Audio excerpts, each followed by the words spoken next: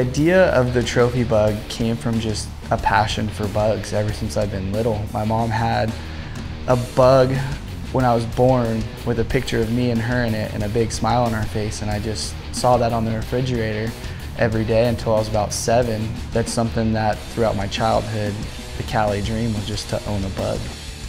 Throughout the ranks of building multiple different faceted and purposed bugs, the top tier is the trophy truck class. So building the trophy bug was something that, I don't know, it's just, as a kid, you see the trophy trucks and you think it's so far-fetched.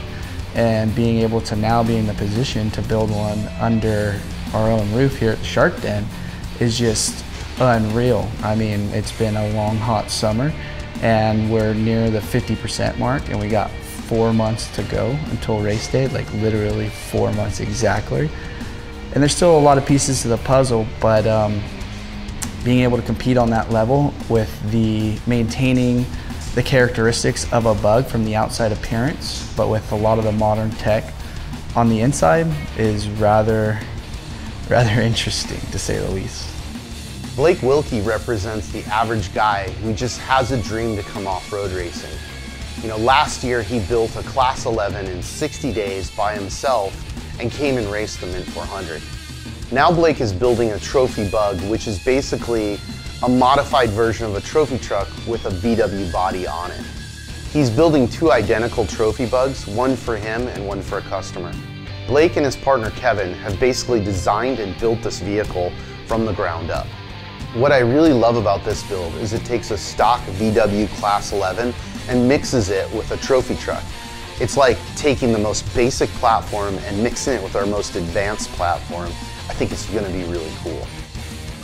When we first got this idea for the TT bug, I built a shell and figured, you know, if this thing's going to be a top-notch contender, we got to do this right. So I've known Kevin Butts from Quixotic Motorsports since I was 20 years old, and he was delivering Fiberworks glass to our short course team that I was wrenching on. And he kind of branched off and started doing his old thing back in the day, and I always followed his adventures on Facebook and his builds, and he knows his shit.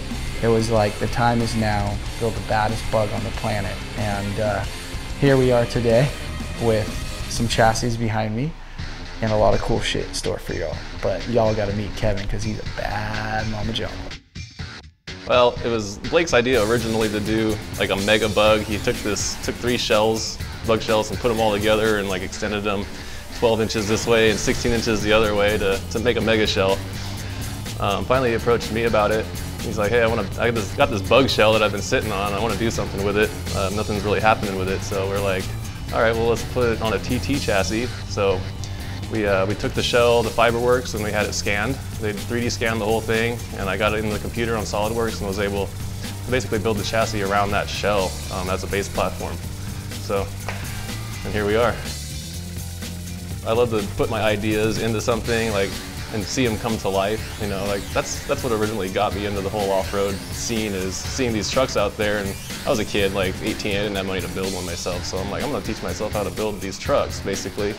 Maintaining the VW style throughout, you know, I guess my career or my hobbyist lifetime up until now has just been something that I want to stay true to, going back to the roots of that picture on the fridge growing up with my mom.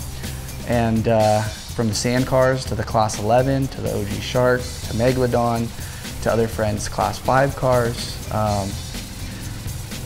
it only seemed fitting to build a trophy truck around a bug and morph it into a TT bug.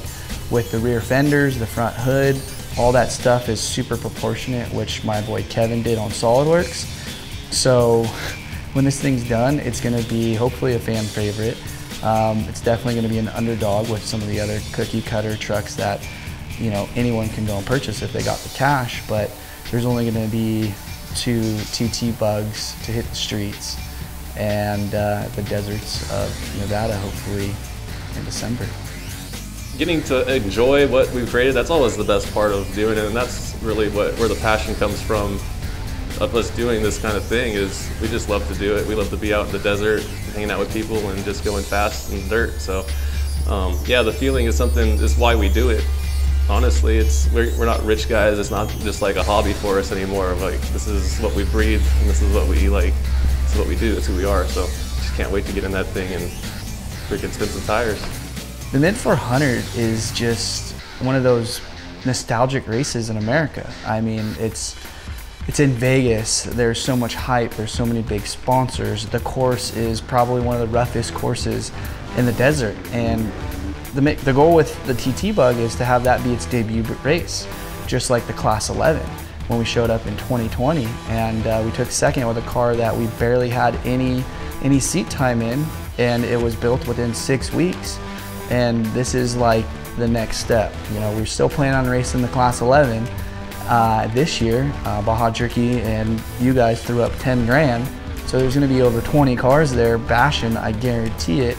And I know what it's like in a Class 11. And there's times when we're first gear cruising, hitting boulders that get spit out onto the race course, you know, going throughout the night. And I think I spent like almost 7 hours in the car for the 200 miles last year. And to be able to do that with a Class 11 and then wake up probably sore as shit the next day and do it in a TT Bug is just gonna be something that's never been done before. So doing that for a first, I believe, will be like a career highlight, and just endorphins will be through the roof no matter how it plans out.